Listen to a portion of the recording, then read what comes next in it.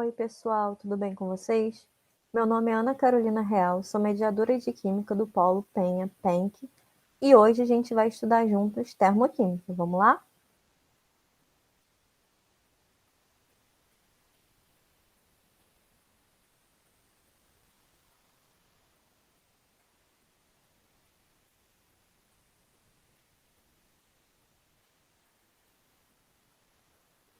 Então vamos ao estudo de termoquímica. Conceitos iniciais. Antes da gente aprender, a termoquímica, a gente precisa saber alguns conceitos iniciais. Primeiramente, o que é a termoquímica, e alguns conceitos que vão entrar nessa definição. Então vamos lá. A termoquímica, ela estuda a liberação ou absorção de calor em reações químicas ou em transformações de substâncias como dissolução, mudanças de estado físico, e por aí vai. Então, olha só, primeiro, para a gente entender o que é termoquímica e o que ela estuda, a gente precisa saber o que é calor, porque muitas vezes calor e temperatura acabam se confundindo.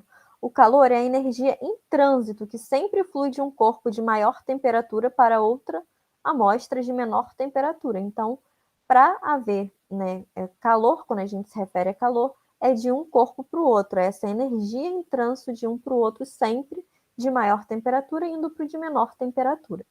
Então, a termoquímica ela vai estudar essa liberação ou absorção de calor que vão ocorrer nas transformações físicas ou químicas, é o que a gente também chama de calor de reação. Um termo muito importante que vai aparecer ao longo de todo o vídeo, toda a matéria de termoquímica, é entalpia, que a gente representa com a letra H maiúscula, como está aqui. O que é entalpia? É o total de energia liberada ou absorvida em uma transformação de um dado sistema, sempre fixando uma pressão. Tá? Então, há pressão constante. As transformações termoquímicas elas podem ser ou endotérmicas, que são as que absorvem energia, ou exotérmicas ou exotérmicas, que são as que liberam energia. Exemplo de transformação endotérmica. Aqui, como vocês podem ver na imagem, tem um gelo derretendo. Por quê? Para o gelo, que é água sólida, derreter, esse gelo ele precisou absorver calor para que a água sólida virasse água líquida, ou seja, se transformasse. Então, é um exemplo bem comum do nosso dia a dia de transformação endotérmica. Já as transformações exotérmicas ou exotérmicas são as que liberam energia. Como exemplo, reações de combustão. Então, por exemplo, aqui tem uma fogueira, uma madeira pegando fogo. Por que eu sei que é exotérmica? Quando a gente está ao redor de uma fogueira, por exemplo, a gente não sente muito calor. Por quê? Porque essa reação de combustão, ela liberou energia ou liberou calor.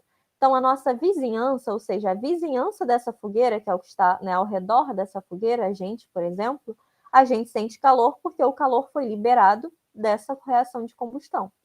Então, quando ocorre liberação de calor, liberação de energia, e a gente classifica a transformação como exotérmica, a vizinhança, que é como a gente chama, fica mais quente, porque esse calor foi liberado para a vizinhança. E já nas transformações endotérmicas, são as que absorvem calor, que absorvem energia, a vizinhança fica mais fria, porque foi absorvido o calor, por exemplo, da vizinhança. Outro termo bastante importante que a gente vai encontrar nessa matéria é o termo entalpia padrão. Então, o que seria essa entalpia padrão de uma substância? A entalpia, que a gente já viu, que é representada pela letra H, e que se trata de energia liberada ou absorvida, é medida a partir de condições do estado padrão. Então, para isso, a gente também vai precisar saber o que é o estado padrão. O estado padrão, gente, é o estado físico, alotrópico e cristalino mais comum e estável na temperatura de 25 graus e na pressão de 1 atmosfera. Então, olhem só fazendo um rápido lembrete, o que é estado alotrópico? Substâncias simples diferentes que são formadas pelo mesmo elemento químico, como, por exemplo, carbono, grafite, diamante, que está representado aqui no gráfico da esquerda, e oxigênio, que está representado do lado da direita como oxigênio O2, que é o gás oxigênio, que a gente respira, e o O3, que é o gás ozônio, presente na camada de ozônio. Então, toda vez que tiver substâncias simples, ou seja, substâncias formadas por um único elemento químico, formando diferentes substâncias a partir de um mesmo elemento, como esses exemplos dos carbono, grafite, diamante e do oxigênio O2 e O3, a gente sabe que isso é alotropia, tá? Então, toda vez que tiver no seu estado alotrópico e cristalino mais comum e estável, eles têm essa entalpia igual a zero. Então, olha só nesse gráfico à esquerda. A gente tem um gráfico aqui, né, representando a entalpia dos dois estados alotrópicos do carbono. O mais estável a 25 graus e 1 atm é o carbono grafite, que é o que a gente usa, por exemplo, na lapiseira, no lápis. Isso quer dizer que essa entalpia do carbono grafite no estado padrão é zero. Já o oxigênio, a forma mais estável dele, mais comum a 25 graus e 1 atm, é o O2, que é o gás oxigênio, que é o que a gente respira. Então, a gente tem ele como entalpia zero. Porém, não é comum, né? A gente não mede cientificamente entalpia de maneira isolada. A gente mede variação de entalpia, porque depende, né, numa transformação, a gente depende do reagente, né, do que tem antes, e a gente depende do produto, que é o que tem depois. Então, para eu saber, né, trabalhar com absorção ou liberação de energia, tem que ter um antes e tem que ter um depois. Por isso que a gente trabalha com variação de entalpia e não a entalpia propriamente dita de maneira isolada, tá bom?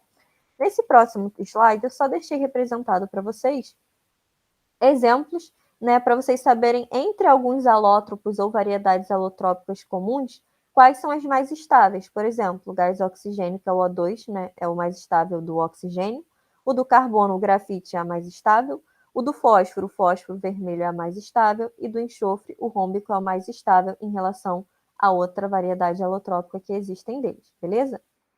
Então, agora sim, vamos para a parte principal, que é o que é bastante cobrado, que são os gráficos, né, para a gente saber classificar esses gráficos termoquímicos em transformações endotérmicas e exotérmicas e saber como a gente acha esse valor da variação de entalpia, que é o nosso ΔH.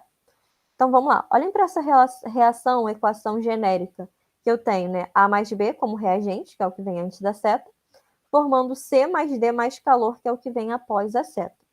Essa reação, né, essa transformação, trata-se, como está dizendo aqui em cima, de uma transformação exotérmica. Mas como isso pode ser representado num gráfico? Os gráficos de termoquímica, gente, sempre vão ter um eixo que é de entalpia, né, que é a energia de maneira geral, e o outro eixo é de caminho da reação ou de tempo de reação.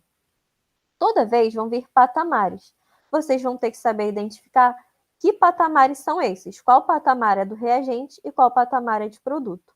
O patamar que sempre estará ligado ao eixo de entalpia é o do reagente, porque o que a gente tem no início de uma reação química são os reagentes. Então, o A mais B está grudadinho no eixo de entalpia, porque ele é o reagente. E o C mais D, se vocês observarem, esse patamar está mais afastado do eixo de entalpia, porque são os produtos. Como eu falei anteriormente, a gente trabalha com a variação de entalpia e não a entalpia isoladamente, né, dos reagentes e dos produtos. Quando que vocês vão saber que uma reação é exotérmica olhando para um gráfico? A gente considera a reação ou transformação exotérmica ou exotérmica aquela que essa variação de entalpia dê um valor menor do que zero, ou seja, um valor negativo. Então, toda vez que vocês olharem que o produto estiver mais abaixo do que o reagente, essa reação vai ser exotérmica, ou seja, quando o patamar que é o mais afastado do eixo, que são os produtos, estiver mais abaixo, eu sei que é transformação exotérmica. Por quê, gente? O que é variação? Variação não é final menos inicial, né, de qualquer coisa? Então, no caso da reação química, variação de entalpia é a variação dos produtos, que é o final da nossa reação ou transformação, né? E o inicial, ou início, são os reagentes. Então, sempre para a gente achar ou prever se esse ΔH vai ser um valor positivo ou negativo, a gente vai pegar o valor dos produtos, que é o mais afastado do gráfico, né, do eixo de entalpia, menos o valor dos reagentes, que é o mais próximo aqui do eixo de entalpia. Então, olhem só. Toda vez que a entalpia dos reagentes tiver um valor mais acima e dos produtos um valor mais abaixo, só tem como esse valor dar negativo. Por quê?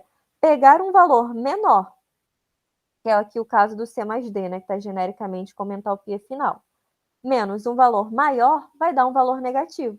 Então, toda vez que o reagente estiver mais acima e os produtos estiverem mais abaixo, quando a gente fizer esse cálculo de produto menos reagente, a gente vai obter uma variação de entalpia, né, que é o ΔH, menor do que zero. Achou ΔH menor do que zero, né, valor negativo, já sei que essa transformação é exotérmica, beleza? Né? Analogamente, a gente tem o gráfico das transformações endotérmicas, que são as de absorção de calor. Então, olhem para essa equação genérica. Eu tenho A mais B, que são os reagentes, mais calor, ou seja, os reagentes A e B estão absorvendo calor para formarem os produtos C e D. Agora, olhem esse gráfico. O produto, que é o C e D, ele está mais afastado, né, aqui do eixo de entalpia, ele está mais acima do gráfico. Já os reagentes A e B, eles estão mais abaixo. Então, quando a gente for fazer, né, produto menos reagente, que é o final menos inicial de uma reação química, esse ΔH, ou seja, essa variação de entalpia, vai dar um valor maior do que zero. Né? Então, olha só, o que eu posso resumir? Toda vez que a entalpia dos reagentes for menor do que a dos produtos, ou seja, os reagentes estiverem mais abaixo e os produtos estiverem mais acima, quando a gente fizer essa variação, né, de entalpia, que é a entalpia dos produtos menos a entalpia dos reagentes, essa variação de entalpia vai dar um valor maior do que zero, ou seja, um valor positivo. Fez o cálculo, achou o ΔH positivo, já sabe que a transformação é endotérmica. Ou mesmo quando não for questões de cálculo, que seja só observação de um gráfico como esse. Olhou que o patamar mais afastado, que são os produtos, está mais acima do que do reagente, que é o que é mais, que é o ligado ao eixo de entalpia, já sabem que essa diferença nessa variação vai dar um valor positivo, logo a transformação será endotérmica. Tudo bem, gente? Outro comentário que eu gostaria de fazer, que é bastante importante, são coisas do dia a dia, né, como as transformações e mudanças de estado físico, que também podem ser classificadas de acordo com transformações endotérmicas e exotérmicas. Então, não só reações químicas, como a combustão, que eu dei de exemplo anteriormente, né, lá no início do vídeo, mas todas as transformações, né, mudanças de estados físicos também podem ser classificadas como endotérmicas e exotérmicas.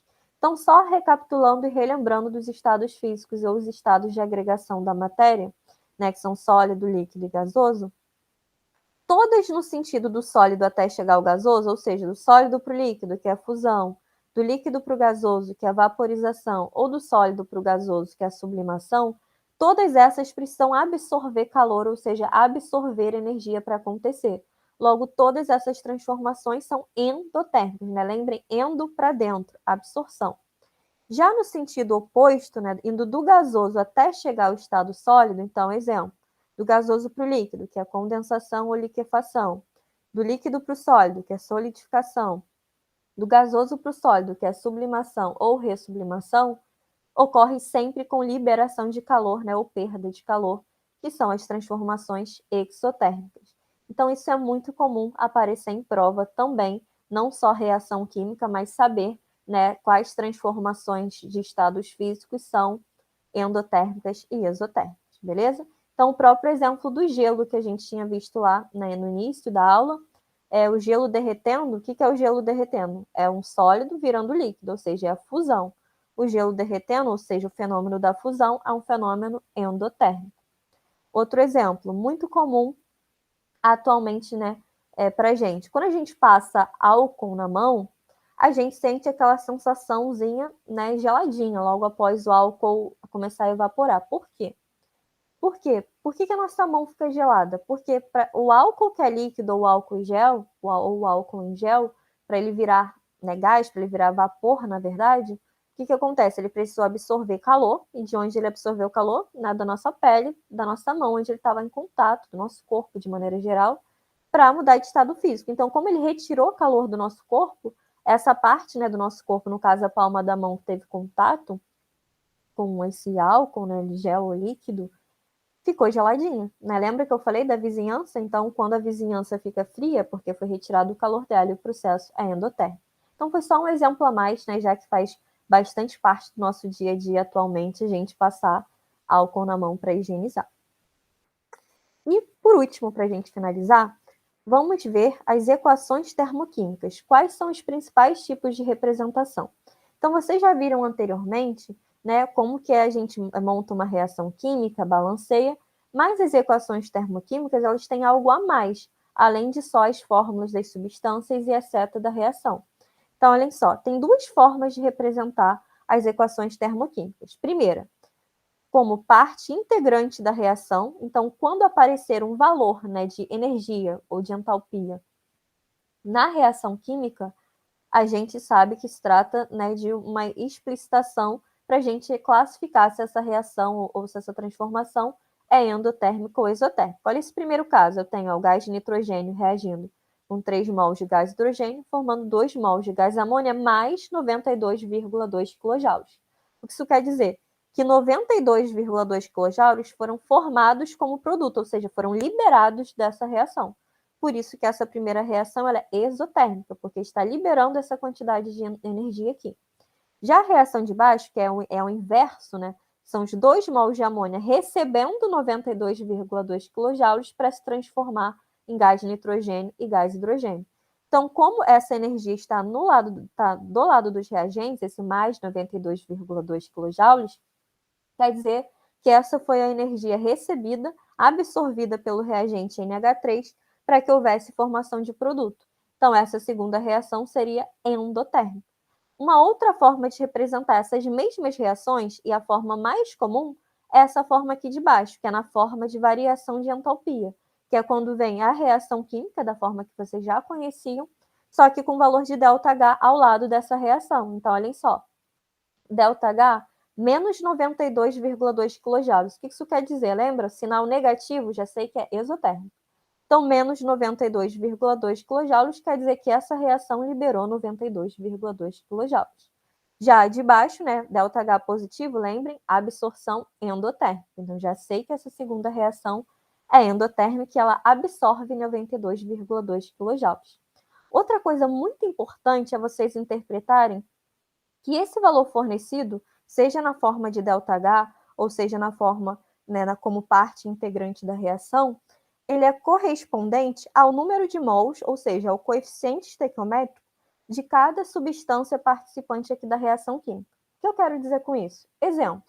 Vamos pegar como exemplo, né, essa reação do N2 mais 3H2 formando 2 mols de amônia, que é o NH3. O que esse menos 92,2 kJ indica? Indica que foram liberados 92,2 kJ na reação de por mol de N2, ou seja, para 1 mol de N2, para 3 mols de H2 e para 2 mols de NH3, que é amônia. Ou seja, exemplo, poderia ser perguntado numa questão: quanto de energia é liberada na formação de 1 mol de amônia, que é NH3? E viria para vocês essa reação com esse ΔH.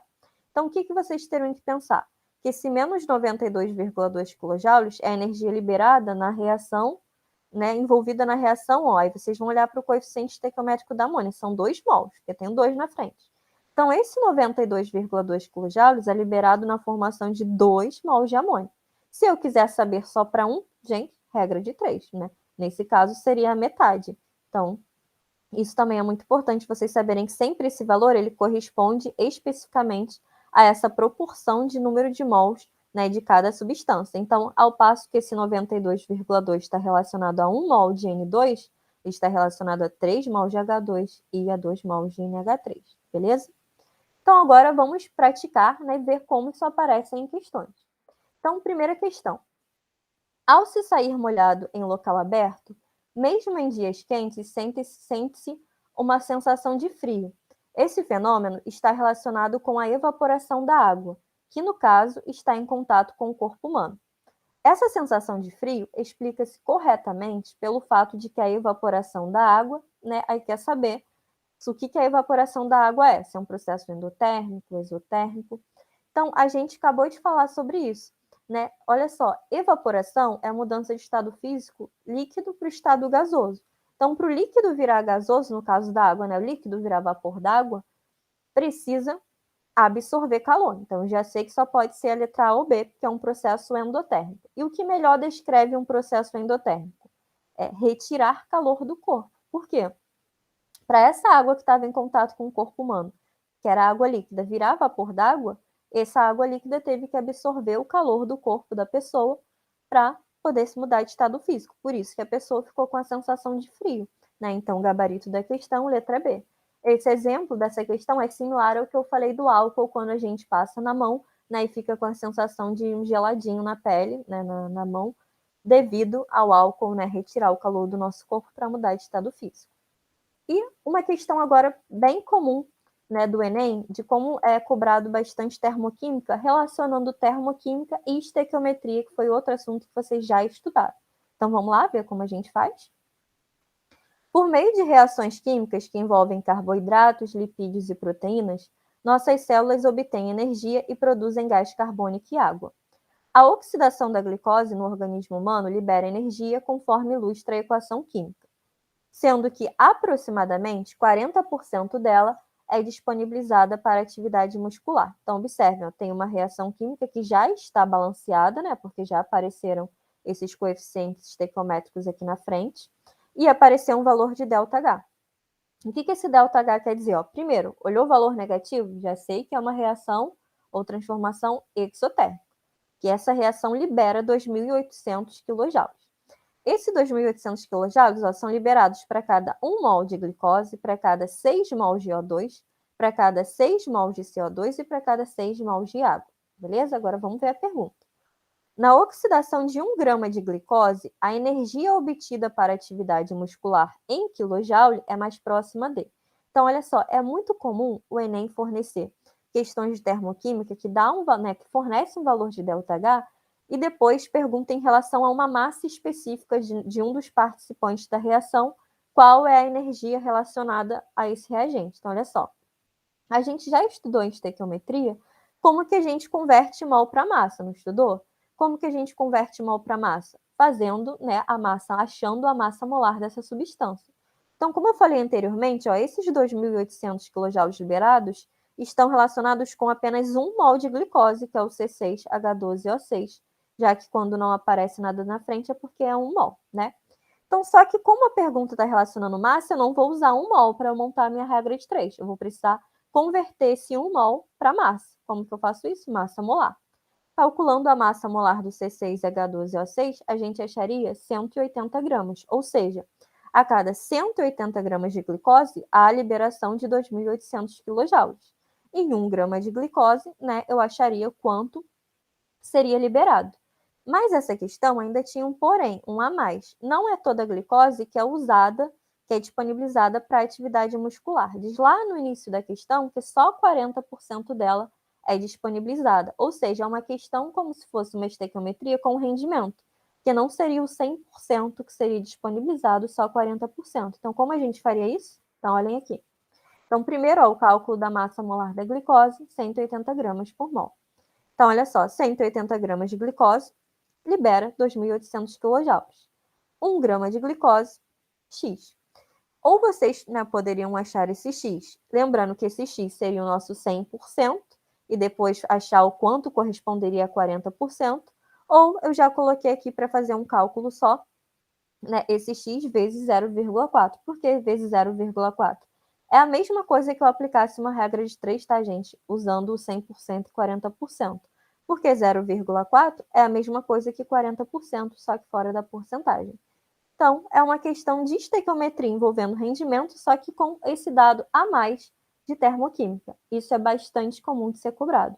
Né? Fazendo, né, multiplicando cruzado, essa regra de 3 que a gente montou, a gente acharia 6,2 kJ, letra A, que é o gabarito dessa questão.